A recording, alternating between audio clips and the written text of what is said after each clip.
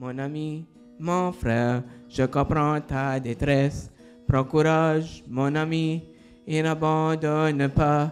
Ça ne vaut pas la peine de le chercher ailleurs. Mon ami, le bonheur, il est là dans ton cœur. Nous vous lançons le défi de nous donner des pistes de recherche. Des pistes. D'accord. Alors, je vous explique un peu comment ça va se passer. On m'avait demandé donc de faire une conférence synthèse.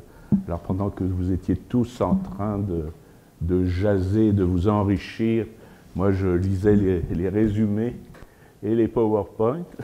Et donc, pour m'imprégner de toute cette réflexion du colloque, alors, qui est déjà avec un titre qui est très, très riche, La pensée libre chez les acteurs de l'inclusion. Hein, donc célébrons les différences. Je pense que c'est ce qui a été fait. Tout ce qui a été exposé, en fait, avec l'ensemble des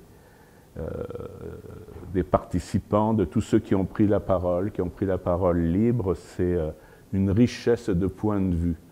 Et pour comprendre tout ce qui entoure la question du handicap ou de la surdité, c'est une question de point de vue. Selon l'angle dans lequel on va se placer, eh bien tout le système va évoluer. Et donc c'est important qu'on soit parents, qu'on soit employeurs, qu'on soit des intervenants, des chercheurs, ou des personnes qui vivent elles-mêmes avec des différences, avec des capacités différentes. On a chacun un point de vue et il faut se rencontrer. Et le colloque, je pense, a été l'occasion de le faire. Se donner droit à l'expression libre de la pensée. Donc moi, j'ai pris libre dans le sens où elle était ouverte, où elle était sans obstacle.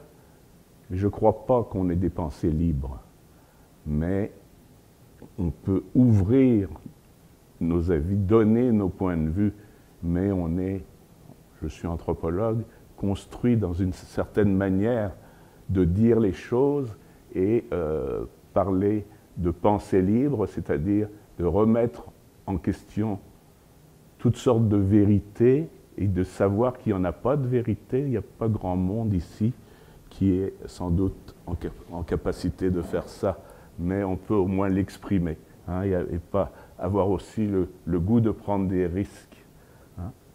On va beaucoup parler de vie autonome. La vie autonome, ce n'est pas quelque chose de nouveau. Dans les années 70, le mouvement de défense de droit, il s'est construit sur cette idée de la vie autonome, mais comme ça l'a été dit beaucoup, c'est que être autonome, c'est pas faire les choses tout seul, c'est savoir qu'on se gouverne, qu'on est le pilote de sa vie. Hein. Mais aucun être humain, quel qu'il soit, n'est seul en société. Si on était seul, il n'y aurait pas d'être humain. L'être humain, c'est une construction sociale, socioculturelle, qui fait que pour vivre, il faut être en interdépendance. Donc on est toujours en relation, on ne peut pas tout faire, on est toujours avec les autres. Donc le fait de penser partenariat, collaboration, soutien, à un moment donné, certaines personnes prennent le devant, d'autres soutiennent. C'est ça la vie, c'est ça être pilote de sa vie. Donc ce colloque, c'était, comme Pauline a introduit, c'était pour le partage des perspectives, le partage des points de vue, et j'espère que vous allez être d'accord avec elle, que ça aura été une opportunité unique à partager. On a parlé d'autodétermination et de déficience intellectuelle. J'aime bien quand on dit « c'est ma vie, je la choisis, c'est à moi, c'est ma vie, c'est pas la tienne hein, ». Cette expression de ma vie, elle est unique. Reconnaître l'usager en qualité de citoyen, ça c'est quelque chose aussi qui est fondamental. Le professionnel est un intervenant, c'est un facilitateur, c'est un médiateur, un accompagnateur, et c'est les personnes elles-mêmes Quand on dit les personnes, c'est vous qui êtes acteurs de vos vies. Hein, donc chaque personne est actrice de sa vie. Mais par contre, il faut outiller les personnes, comme on doit outiller n'importe quelle... Une belle image, c'est de donner l'image d'un nourrisson. Un nourrisson, il a toutes les incapacités. Hein, mais c'est ordinaire, il va se développer, puis il va développer son potentiel. Mais l'image d'une personne qui aurait toutes les incapacités, c'est véritablement le nourrisson. Donc on a besoin des autres. Alors, on a aussi souligné de façon très importante que ça n'appartient pas à la personne, les problèmes. Il ne faut pas négliger qu'il y a des capacités, il ne faut pas négliger qu'il y a des incapacités. On a de véritables incapacités.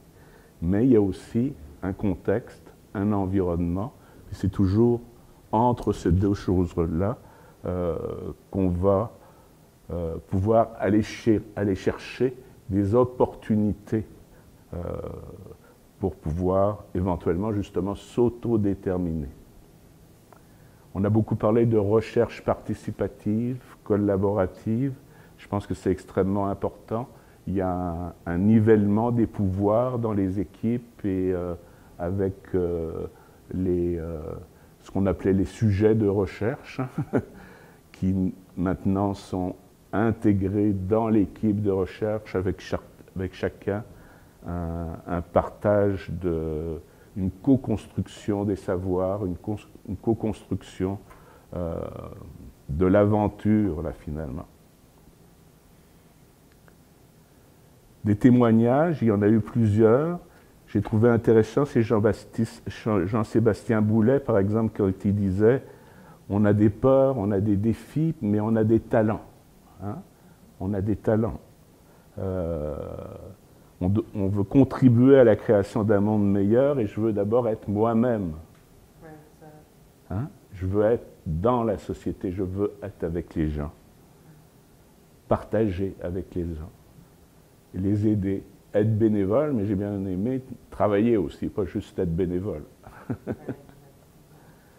Donc, les personnes ils demandent qu'on accueille leurs différences, elles veulent inspirer les autres, mais je pense qu'il y a quelque chose de très très important, c'est qu'il ne faut pas continuellement les pousser, continuellement faire en sorte qu'elles soient dépassées. Ce ne sont pas des héros, et elles ont besoin de répit, et elles ont besoin d'intimité, et ça je pense que c'est quand même quelque chose qu'il faut vraiment toujours se souvenir, on a besoin d'un jardin secret. D'ailleurs, je dois vous dire que, je partage ça avec vous, on n'a pas entendu parler de sexualité. Et ça m'a beaucoup étonné, parce que... On en a entendu... Oui? Ok, mais c'était pas dans les résumés. Non. D'accord, alors on n'a pas osé l'écrire. D'accord, mais je pense que c'est important, parce que justement, c'est peut-être une des choses à la fois le plus difficile à exprimer en termes de besoins, en termes d'expérience, mais aussi pour les proches, pour les autres intervenants, à avoir cette ouverture et qui fait qu'à un moment donné, il faut lâcher prise et lâcher le contrôle aussi. Hein?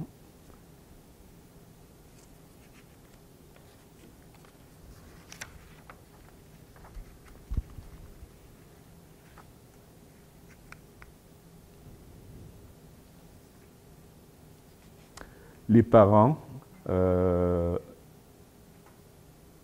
Marie-Lie qui disait que je suis plus qu'une DIL, ça m'interpelle beaucoup la manière dont on appose de façon extrêmement stigmatisante des diagnostics, puis que ces diagnostics-là deviennent partie de l'identité des personnes.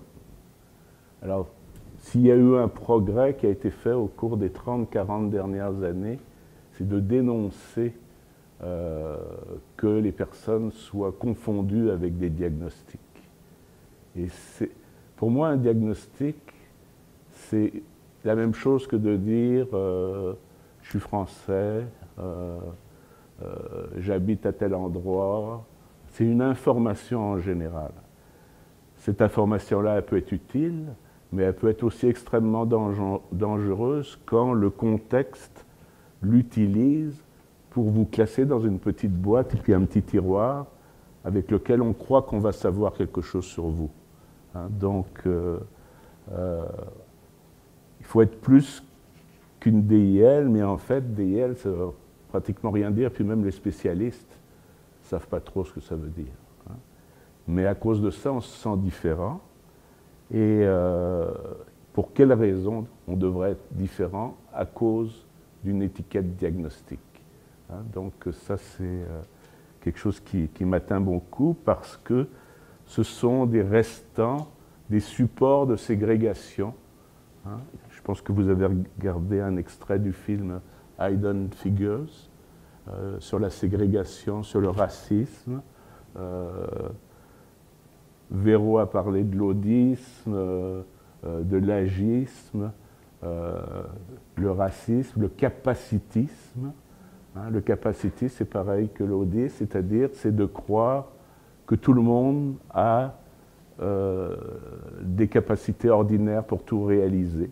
Hein, c'est les super-hommes qui se baladent un peu partout et qui ne peuvent même pas imaginer qu'on peut avoir des difficultés avec son corps et pour lesquels, quand il leur arrive un accident, ça devient une immense tragédie de perdre une partie de leur capacité parce qu'ils n'ont jamais pris conscience que c'était quelque chose qui était purement temporaire et relié au cycle de vie. Hein. Tout au long de notre vie, on va avoir des différences de capacité et de fonctionnalité.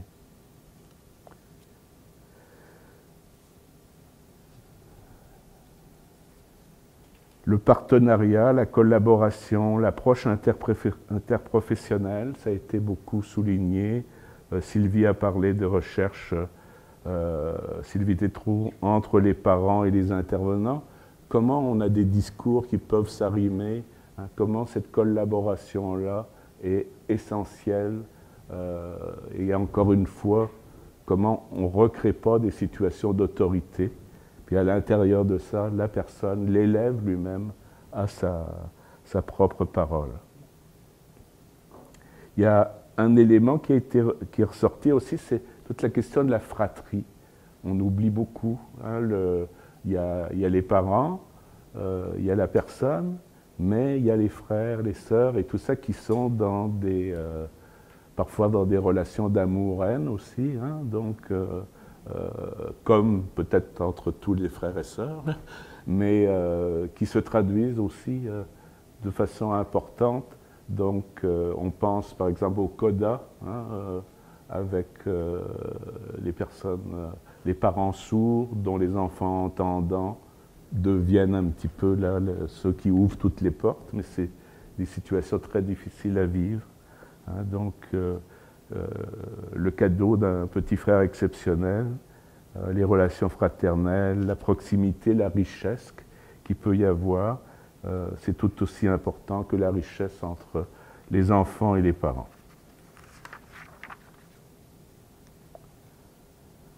Ça m'a étonné aussi, enfin ça ne m'a pas étonné, mais disons qu'on soit rappelé quand on parlait de la petite enfance qu'il n'y a aucune politique encore gouvernementale inclusive en petite enfance. Alors que, je ne sais pas moi, il y a 30 ans, on a commencé à parler de stimulation précoce. Quand je dis 30 ans, maintenant c'est plus que ça, ouais, de stimulation précoce. Et puis bien entendu, plus on a ces contextes de stimulation avec les pairs, et plus on va faire des progrès, plus le potentiel va se développer. Puis on le sait, c'est dès le début de la vie qu'il faut que ça arrive. Alors Andréane Paquin aussi nous a rappelé qu'on est dans un modèle systémique. C'est que plus les personnes sont parmi nous, plus on réduit les stéréotypes, les préjugés, les attitudes négatives envers la différence. Hein. La diversité, elle naît de la diversité, en fait, d'une certaine manière. Alors ça, c'est extrêmement important. Et il y a sans doute aussi toutes sortes d'obstacles qu'on rencontre maintenant et si on peut espérer travailler 30 autres années vers une société plus inclusive, il y a des choses qui n'existeront plus du tout dans les rapports, dans les craintes, dans les projections, dans les représentations sociales en tant que telles. J'ai bien aimé, bien entendu, la recherche-aventure, la co-construction de Jean Orvet. Alors vraiment, là, c'est toute une démarche organisationnelle, on peut dire, hein, donc au sein du réseau des écoles publiques alternatives, la recherche-formation collaborative. Alors, l'aventure dépend de ma liberté et la région de l'aventure, c'est l'avenir. Savez-vous que tout ce qui est passé, ça n'existe pas et qu'on est toujours les vainqueurs de l'instant qui passe? C'est très important dans le sens où on est toujours en devenir. Hein? Et ce qui est en devenir, vous ne le connaissez pas, puis c'est ça qui ouvre vers le futur. Donc on peut tout ouvrir en fait, alors qu'on a toujours tendance à porter le fardeau, puis le baluchon de tout ce qui est passé. C'est plus là, ça. On doit réinventer. Jean-Paul Paulin, qui nous a ouvert toute la question de la communication numérique, qui est extrêmement important avec, là on ne peut plus parler de millénarios, on parle des plus jeunes, donc ceux qui communiquent plus comme nous, et pour qui aussi il faut réinventer l'utilisation de la communication numérique pour pouvoir accéder au langage, accéder à la littératie, à la communication interpersonnelle, plutôt que de se faire prendre là dans l'isolement aussi que peut amener la fracture numérique. L'éducation inclusive, avec Dany Soucy, qui a porte-parole des parents, dévouement à l'inclusion scolaire. Puis j'ai gardé la définition de l'éducation inclusive, parce qu'en fait, on peut la reporter partout, là, dans tous les secteurs, mais je pense que ça vaut la peine de se rappeler que l'éducation inclusive, ça signifie que tous les élèves sont valorisés. Ce n'est pas juste les élèves en situation de handicap, c'est que tous les élèves doivent être valorisés. En réalité, il faudrait des plans d'intervention pour tous les élèves dans une classe, hein, incluant ceux qu'on dit surdoués, hein, et soutenus pour participer. Alors, sont valorisés et soutenus pour participer pleinement à tous les aspects de la vie scolaire ou sur le campus, que ce soit l'enseignement ou la participation aux activités parascolaires. Ça a été dit, je pense, à plusieurs reprises. Là, on fait des efforts pour aller à l'école, mais quand il s'agit d'aller en sortie et d'avoir l'accompagnement nécessaire pour le parascolaire, c'est très rare. Moi, quand j'étais jeune, quand mes camarades de classe allaient dans la cour de récréation, on m'avait assigné un ami pour que je reste dans la classe pour éviter de me fatiguer à descendre l'escalier. Hein, donc, c'était pas tout à fait inclusif. Cela signifie que les élèves sont encouragés à exprimer leurs dons, leurs talents et leurs capacités, et qu'ils ont la même chance de participer avec leurs camarades de classe, donc de l'école primaire jusqu'à l'éducation postsecondaire. Guillaume, il nous a parlé de choses bien importantes. Je ne reviendrai pas sur son témoignage personnel, mais surtout le message qu'il ne faut pas oublier, c'est qu'on est dans un monde de sous, d'argent. Hein, et l'environnement socio-économique d'une personne handicapée, c'est un déterminant important de sa participation sociale. La majorité des personnes en situation de handicap sont en situation de pauvreté. Et si on parle aussi des femmes et des filles, c'est encore plus important du côté des femmes et des filles. Et c'est aussi les femmes et les filles qui sont les plus sujettes à des violences. Hein, donc c'est la pauvreté qui amène toutes ces situations-là.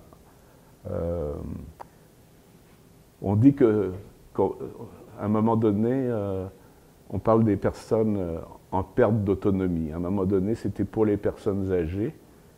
Puis il y avait Régent Hébert qui a été ministre de la Santé. À un moment donné, il a voulu nous faire passer que toutes les personnes étaient en perte d'autonomie.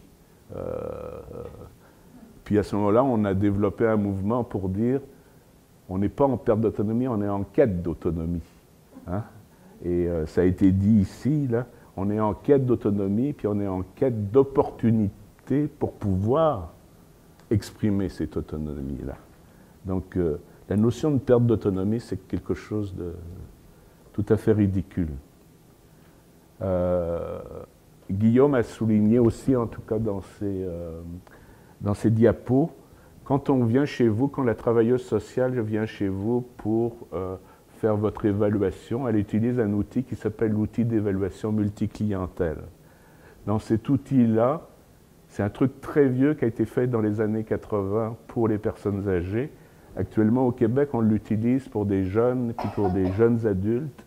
On tient juste compte de vos AVD à vécu, comme l'a dit Guillaume, mais c'est comme si vos rôles sociaux n'existaient pas. Hein? Alors, actuellement, on oblige les travailleurs sociaux qui, en fait, ont appris autre chose à l'université, à utiliser quelque chose qui est complètement inadéquat par rapport à la notion de participation sociale. C'est assez scandaleux. La reconnaissance des coûts supplémentaires, bon, tout à l'heure dans ma présentation là, de mes premiers emplois, j'avais été à l'Office des personnes handicapées. Ben c'est à l'époque d'Appart Égal, pour ceux qui se rappellent d'Appart Égal, qu'on a lancé des projets de recherche, des réflexions sur la compensation des coûts supplémentaires. On ne doit pas vous dire que vous n'avez pas le droit de quelque chose parce que vous gagnez trop d'argent, par exemple. C'est que si on avait une compensation équitable des coûts supplémentaires, des déficiences, incapacités et situations de handicap, les personnes pourraient être remises en équité avec les autres. Hein? Et après, on pourrait parler, par exemple, d'avoir un revenu minimum garanti. Hein? Mais le revenu minimum garanti, il ne remplacera pas la compensation des coûts. On est toujours perdant avec... donc c'est important, je le dis là, je le dirai peut-être de tout à l'heure, mais pensons ensemble que la question du handicap, la problématique du handicap, c'est une question politique. Hein? Et si on oublie ça, là, il n'y aura pas de projet inclusif et de continuité du projet inclusif.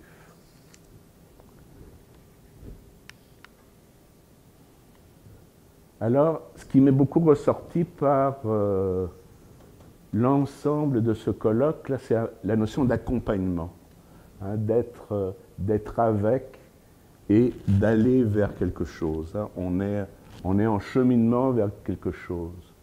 Et dans l'accompagnement, il y a toujours une double dimension, à la fois relationnelle et de faire un projet, d'être dans notre projet de vie.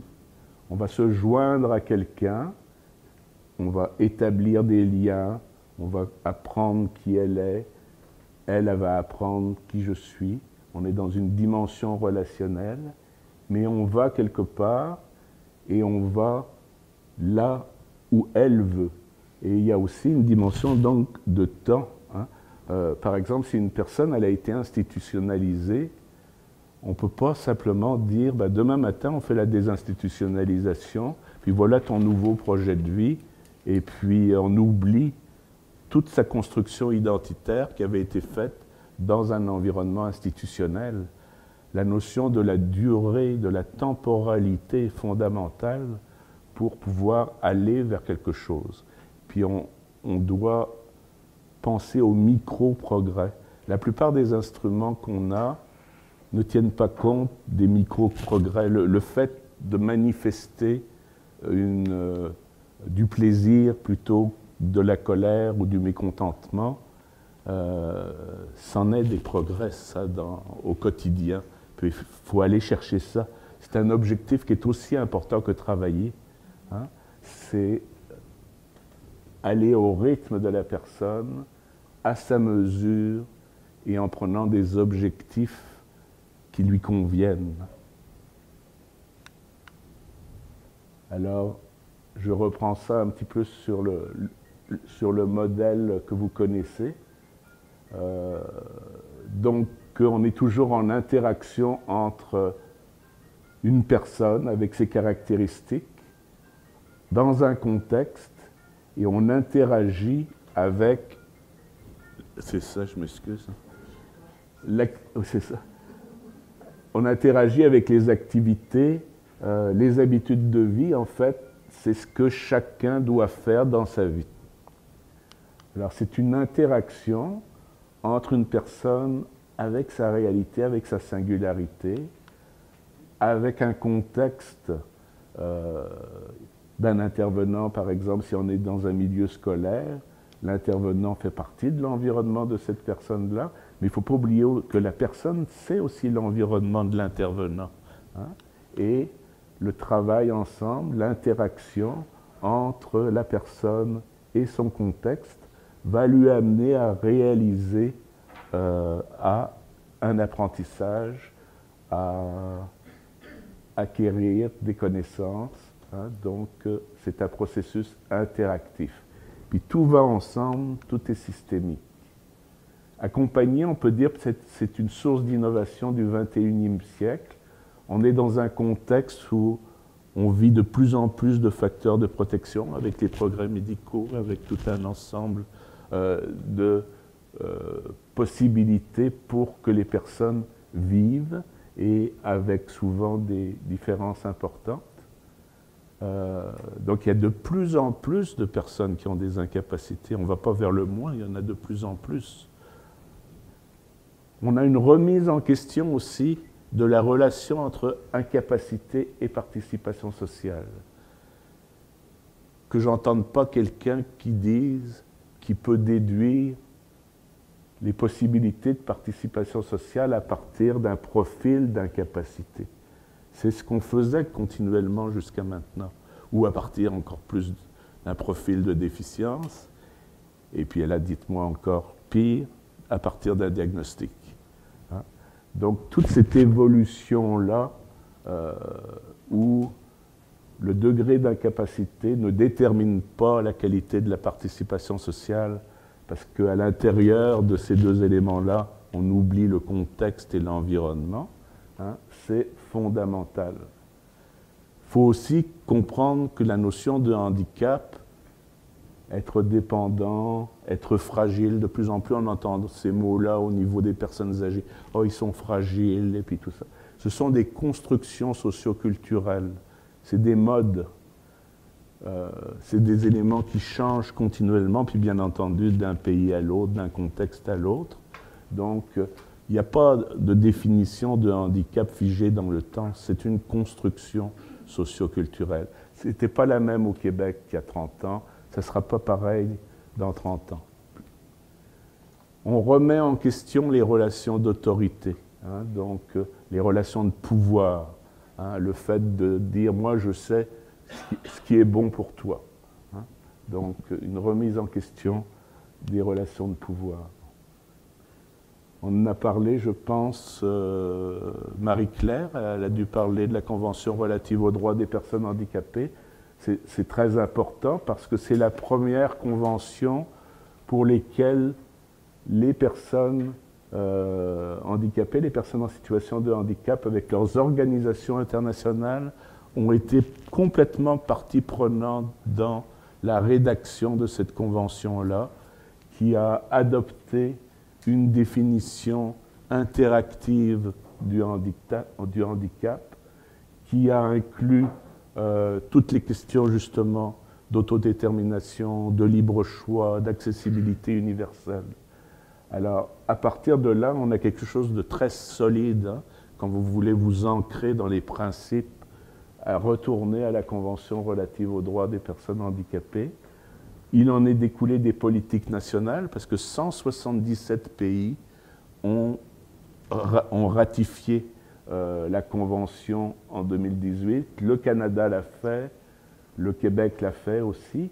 et on a des politiques qui toutes se réclament d'appliquer les principes de la Convention. Au Québec, on fait des super belles politiques. On met énormément d'argent dedans. On a un petit peu de problème pour les mettre en œuvre et encore plus pour évaluer les résultats. Donc, et malgré tout, au Québec, c'est peut-être là où il se fait le plus de choses de ce côté-là, du fait que la loi oblige les ministères puis un ensemble d'organismes à faire des plans d'action annuels pour lever les obstacles à la participation sociale. Mais il demeure qu'il y a très très peu de réelle évaluation des résultats. C'est pour ça, on parle d'inclusion, mais l'inclusion, ça n'existe pas actuellement. Hein? C'est un projet, l'inclusion. On tend vers une approche inclusive, mais une véritable inclusion où chacun laisse la place aux autres, ce n'est pas quelque chose qui existe, c'est quelque chose qu'il faut construire dans le temps. Et pour ça, moi, j'en appelle beaucoup à un renforcement de la vigilance, à la mobilisation de tous les acteurs de plus en plus. Il faut prendre position, et au rôle des organismes de défense des droits aussi, comme médiateurs aussi auprès des instances gouvernementales. Alors le handicap, ce n'est pas une caractéristique de la personne, je le répète, c'est le résultat d'interactions multiples entre une personne qui a une identité singulière, un âge, une histoire de vie, qui a des forces et des talents, qui a aussi des incapacités, avec un environnement qui va lui créer soit des obstacles, soit des facilitateurs à la réalisation de ses activités quotidiennes, du fait de travailler, d'aller à l'école, d'élever des enfants, ses habitudes de vie. Puis si on réussit ces choses-là, on est en situation de participation sociale. Et si ces activités valorisées que je voudrais faire sont empêchées, on est en situation de handicap. Donc, parler de situation de handicap, ce n'est pas comme parler de personnes handicapées. Ce n'est pas un statut. C'est quelque chose qui bouge tout le temps. Puis vous pouvez être en situation de handicap pour aller travailler, mais pas en situation de handicap pour aller faire du vélo, puis faire de la musique.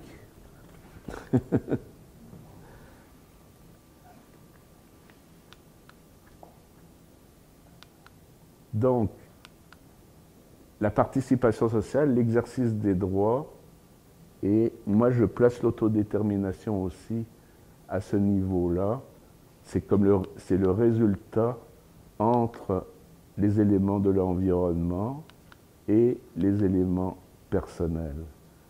Alors dans les facteurs environnementaux, on va retrouver justement des politiques inclusives, des programmes inclusifs, les proches, les professionnels, les acteurs sociaux, tous les acteurs de la société. Et au niveau de la personne, un élément qui est très très important, je pense que ça s'illustre très très bien avec les sourds, toute la question identitaire, culturelle, linguistique, mais aussi l'âge, l'orientation sexuelle et les valeurs de la personne, son projet de vie. Hein. Donc on voit que la notion de déficience, là, c'est juste une petite partie. Et on parle plutôt des aptitudes, des capacités de la personne qui sont à développer et compenser. Dans le modèle du PPH que je vous présente là rapidement, ça peut peut-être surprendre des gens, mais toutes les déficiences sont physiques. Il n'y a pas de déficience intellectuelle. Ça n'existe pas, ça, la déficience intellectuelle. Parce que la manière dont on évalue la déficience intellectuelle, c'est en mesurant des capacités, des aptitudes. Donc, est-ce que la personne peut comprendre un message? Est-ce qu'elle peut mesurer, se souvenir? Est-ce qu'elle peut avoir un jugement, une perception quelconque. Et tout ça, c'est des capacités.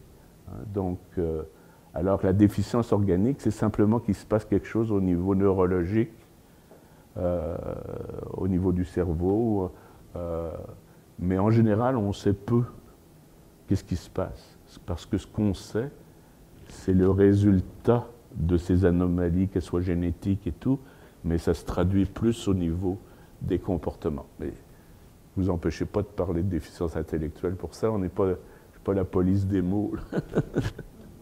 Mais c'est important quand même de le comprendre, ça. Hein? Puis là, peut-être pour expliquer le résultat, donc si on parle recherche, les facteurs personnels, les facteurs environnementaux, c'est des variables indépendantes, et ce qui va varier dans le temps, au fur et à mesure que tout ça va évoluer, eh ben, c'est la qualité de la participation sociale, c'est la possibilité d'exercer des droits. Participer socialement et exercer ses droits, c'est des synonymes. Hein? Et je dis l'autodétermination. Je le dis exprès parce que je pense que l'autodétermination, c'est le résultat d'un processus. On ne peut pas simplement dire qu'une personne est autodéterminée. Elle est autodéterminée dans la mesure où le contexte lui donne les possibilités de cette autodétermination. Et donc l'autodétermination, c'est le résultat d'un processus de rencontre avec une personne qui peut développer ses talents, exprimer ses choix, ses préférences, être résiliente, être écoutée par un environnement justement qui l'écoute. Et rappelez-vous aussi que ce qui est là, c'est vrai pour tout le monde. Vous n'avez pas besoin d'avoir des déficiences. Vous êtes aussi cette personne qui a des facteurs identitaires, qui a un corps, qui a des capacités et qui fait face à un contexte de vie dans lequel il y a des politiques, et puis il y a votre voisin, il y a les gens du quartier, les proches du bureau, puis tous les gens avec qui vous devez interagir. Hein, donc c'est un modèle de développement humain qui s'applique à tout le monde. Alors on a des citoyens en quête d'autonomie qui ont parlé ici, qui nous ont dit que chaque être humain est unique et différent, qu'il veut être pilote de sa vie, qu'il est libre de ses choix, qu'il a le droit à l'information et aux facilitateurs humains, technologiques, sociaux et économiques. Les acteurs de l'accompagnement, c'est des facilitateurs environnementaux de la participation sociale. Ils étaient tous représentés dans le colloque, soit les proches, la famille, les amis, ce qu'on appelle les pairs, les collègues, les accompagnants de la collectivité, que ce soit des intervenants, des professionnels. On a dit qu'il fallait qu'ils travaillent en équipe interdisciplinaire. Hein. Interdisciplinaire, ça veut dire, c'est exactement comme l'inclusion. Chacun fait de la place un peu à l'autre. Alors que multi, c'est les uns sur les autres. Ou les uns à côté des autres. Puis l'intersectorialité, c'est un mot difficile, là, mais ça veut dire qu'on n'est pas dans le domaine de la santé, on est dans le domaine de la santé, des services sociaux, de l'éducation, du travail, des loisirs, de la famille, de la justice, tous ces éléments-là qui constituent une société. Et pour beaucoup de monde, ça demande une coordination, un médiateur, donc il faut un intervenant pivot, c'est-à-dire quelqu'un qui va être en mesure de représenter la personne auprès pour aller chercher tout ce dont elle a besoin. C'est souvent un casse-tête hein, d'aller chercher les services. Et au niveau sociétal, on l'a vu tout à l'heure avec l'employeur, il faut avoir accès aux infrastructures collectives, à Toys R Us, aux employeurs, au transport, à l'ensemble de nos infrastructures urbaines. Alors, il y a une question éthique. Les acteurs, les accompagnants, ils ont, même si c'est un proche, il y a une sorte d'enjeu contractuel et éthique dans lequel les acteurs de l'accompagnement ne peuvent bien soutenir les personnes dans leur choix que si les conditions environnementales leur permettent d'être les relayeurs, les médiateurs, les tuteurs pour un accès équitable aux ressources collectives et à une citoyenneté valorisée. Alors ça, c'est bien important parce qu'actuellement, moi, je vois plein de professionnels dans le réseau qui sont d'excellents professionnels, mais qui sont malheureux parce que leurs évaluations disent quelque chose et ils savent qu'ils gèrent des listes d'attente. Puis ces listes d'attente-là ne leur donnent pas le moyen d'être les véritables relayeurs de leurs clients. Donc c'est presque une fausse représentation qu'ils sont obligés de faire. Ce n'est pas pour rien qu'il y en a beaucoup qui ont des problèmes de santé mentale actuellement.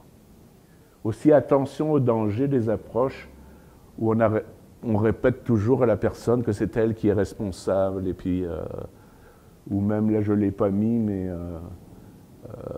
en Europe, on est beaucoup là-dessus, la méritocratie, là, ça va au mérite, là, c'est les meilleurs, et puis t'es le héros, et tout ça. Faites bien attention à ça, je veux dire, parce qu'en fait, ce n'est pas que la responsabilité de la personne, c'est je pense qu'on l'a compris, là. Alors, il faut qu'il y ait autodétermination, ça implique un partage du pouvoir, et ça implique de comprendre qu'on est toujours interdépendant. Alors, les intervenants et les proches aidants, juste un peu pour finir, sont des tuteurs de résilience. Autant que possible, il faut éviter de déraciner l'arbre pour l'amener au tuteur. Il faut placer le tuteur directement dans la terre où va pousser l'arbre. Puis il faut faire attention à ne pas endommager les racines qui vont permettre le développement humain. Il faut choisir un tuteur qui soit bien droit, idéalement qui soit plus solide que l'arbre lui-même au moment où on en a besoin, avoir tous ces liens de proximité, ces liens d'attachement. Alors c'est la période de protection où on protège la personne, mais il faut faire attention que la protection n'amène pas à trop serrer et pas étouffer l'arbre. Et puis il faut aussi qu'on sache bien retirer le tuteur au bon moment. À quel moment l'oiseau doit s'envoler du nid? Parce que si on laisse le tuteur et puis les environnements protecteurs trop longtemps, il risque de blesser l'arbre et qu'il est censé aider. Puis si vous êtes un accompagnant, peut-être qu'il y a d'autres arbres qui ont besoin de vous.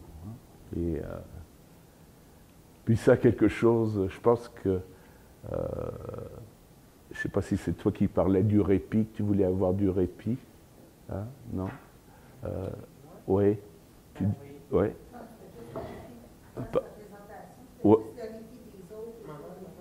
Ouais. C'est le répit des autres, mais c'est du répit dans le sens justement, c'est ça. C'est que les autres, il faut qu'ils vous lâchent à un moment donné. Et ça ne sert à rien de vouloir tirer sur les branches pour faire pousser un arbre. Hein. Il s'agit à ce moment-là de... c'est la transition. Hein. La transition, c'est un thème extrêmement important dans notre domaine. Là. Hein. Comment on passe d'étape en étape et qu'à un moment donné, c'est exactement comme les parents par rapport aux enfants. Quand est-ce qu'il faut lâcher prise? Alors le projet de vie, on l'a compris, je pense, appartient à la personne. Hein. Ça a été le leitmotiv de tout ce colloque. Et puis, comme on dit pour les pommes, faire confiance à l'arbre, il saura les fabriquer lui-même. Merci.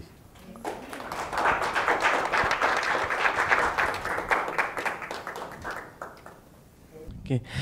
Merci. Quand tu parlais pour les gens comme le culturel, les choses qui vivaient du bien, comme les gens culturels, parfois, on doit faire sortir les choses. Quand je sors beaucoup de choses, je reviens dans la personnalité. Puis parfois que les gens tels comme moi, si je suis un gars, l'autre est une femme.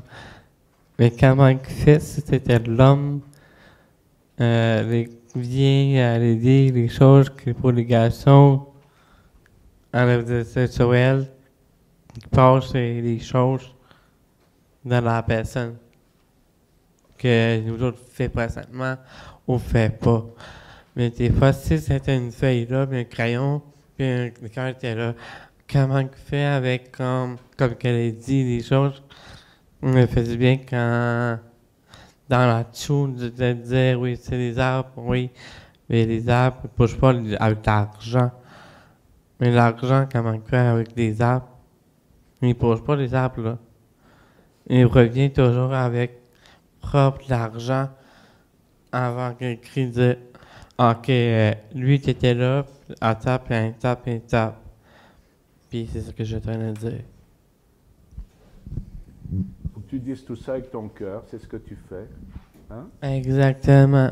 Des fois, c'est prend un peu, puis des fois que les gens pensent à l'école, oui, je sais, mais on revient par une classe que les gens arrivent, les garçons ne font pas bien.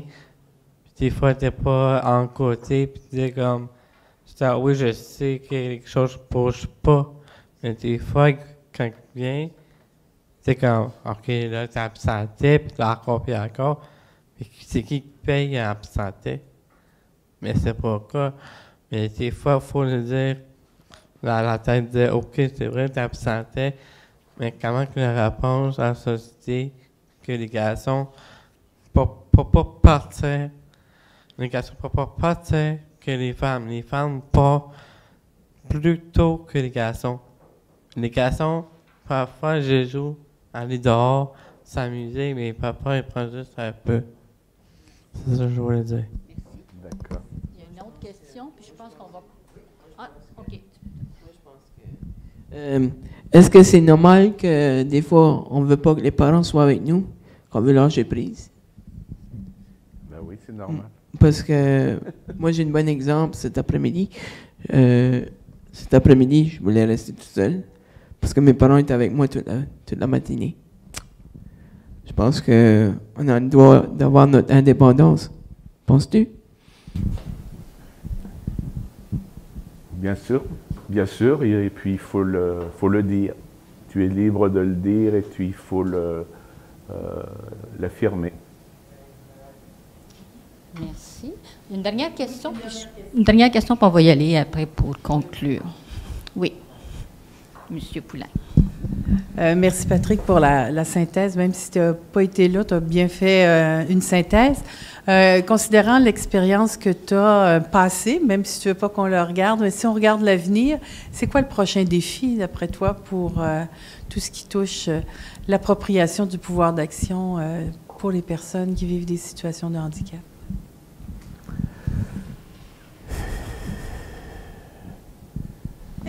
Je serais presque à revenir avec Guillaume.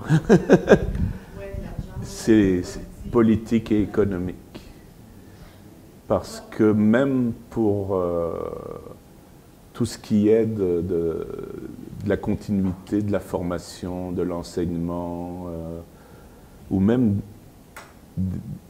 de la réalité des politiques inclusives, on a bien vu là avec les coupures, là, c'est que d'un côté, on fait miroiter que quelque chose arrive parce qu'on a la politique et qu'on est en train de le faire. Mais en même temps, on sabre dans les soutiens, on augmente les quotas des enseignants. Donc le réel enjeu est politique et économique pour moi.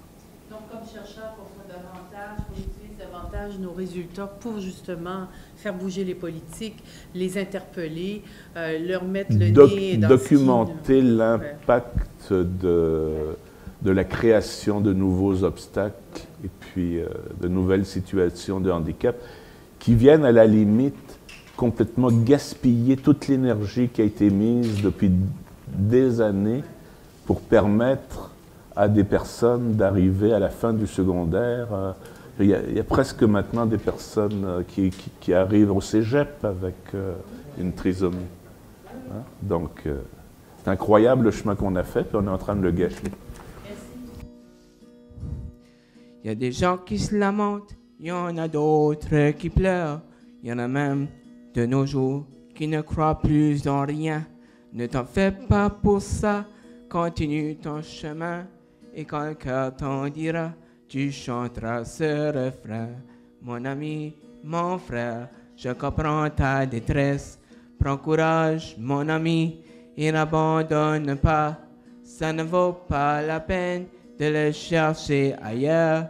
Mon ami, le bonheur, il est là dans ton cœur.